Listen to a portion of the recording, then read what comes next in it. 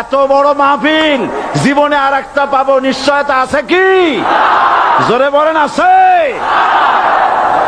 আজ আমাকে কথা বলতেই হবে ইনশাআল্লাহ, কারণ আগামীতে আবার আপনাদের সাথে দেখা হবে কিনা আমি জানি না। কথা বলতেই হবে।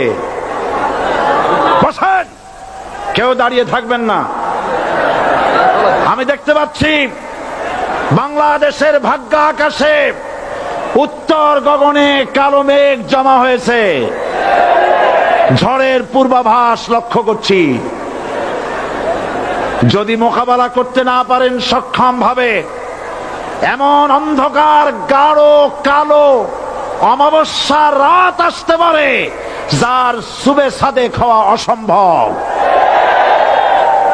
সুতরাং আপনারা কি কাপুরুষের মতো কাফের মুশরিকদের গোলামি করে মরতে চান? বিড়ালের মতো 500 বছর বেঁচে থাকার কোনো লাভ নাই। সিংহের মতো 1 ঘন্টা বাঁচতে চাই।